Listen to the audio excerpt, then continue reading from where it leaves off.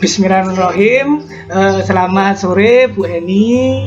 Selamat sore Pak Agung. Nggih Bu, untuk identifikasi masalah yang saya hadapi Bu, yang pertama yaitu penyebab kesulitan menentukan model-model pembelajaran yang inovatif. Kemudian yang kedua yaitu penyebab pelaksanaan pembelajaran yang terkadang tidak sesuai dengan perencanaan atau RPP. Kira-kira apa Bu ya yang menjadi penyebab saya untuk tidak dapat mengatasi dua kesulitan saya yang saya hadapi itu. Terima kasih Bu Eni, mohon Yang saran kedua dan apa kritiknya. Pak? Yang kedua adalah terkadang itu saya dalam melaksanakan pembelajaran itu tidak sesuai dengan perencanaan atau RPP yang saya buat Bu. Kira-kira menurut Bu Eni itu penyebabnya apa nggih supaya dua permasalahan yang saya hadapi ini dapat terselesaikan. Terima kasih Bu Eni, mohon jawabannya dan masukannya.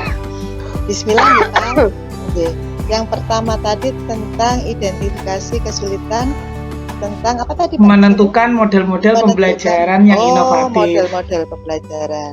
Yang kedua tidak sesuai dengan RPP apa yang sudah kita laksanakan dalam mengajar, ngaten nggih? Nggih, Bu. Nggih. Mungkin yang pertama sedikit sulit Pak. Karena kita sama-sama belajar.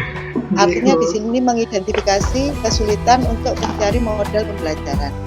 Di dalam menentukan model pembelajaran, kalau misalnya kita akan menentukan suatu model pembelajaran, saya kira harus melihat dari kondisi siswa. Bagaimanakah siswa saya? Cara belajarnya harus bagaimana? Jadi mungkin mengidentifikasi siswa kita dulu. Yang pertama.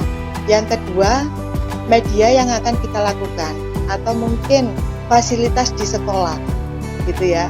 Fasilitas di sekolah misalnya bisa nggak nanti misalnya saya pakai model yang seperti ini di sekolah bisa nggak melakukan atau menyediakan itu. Yang ketiga mungkin salah satunya juga dari fasilitas yang ada juga waktu yang kita gunakan. Apabila kita menggunakan model pembelajaran yang ini, bisa nggak waktunya bisa mumpuni nggak? Atau mungkin bisa terjangkau nggak? Mungkin itu juga penting juga kita harus mengidentifikasi dari apa model apa yang perlu kita ambil. Mungkin itu dari saya Bapak. Untuk yang kedua yaitu mengapa kok dalam melaksanakan pembelajaran tidak sesuai dengan RPP, gitu ya. Saya harus bagaimana gitu ya. Dan itu memang banyak sekali terjadi ya Pak, tidak dengan Pak Agung saja. Dan saya memang banyak sekali faktor, apalagi kita sudah membuat rencana pembelajaran. Kadang tidak relevan karena banyak sekali faktor di sekolah itu, apalagi banyak kegiatan, banyak tugas, ngaten nggih. Jadi memang tidak bisa terlaksana. Tetapi kalau saya biasanya di dalam RPP itu yang kita pegang adalah kegiatan inti.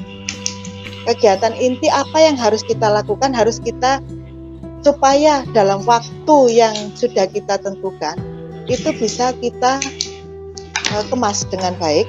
Saya harus menyimpulkan dari kegiatan inti yang paling penting, dari kegiatan anak-anak juga, itu poin apa yang paling penting dan bisa terlaksana. Itu yang harus kita dahulukan. Ya memang di dalam RPP itu kan harus ada pendahuluan, harus ada apa ngaten nggih.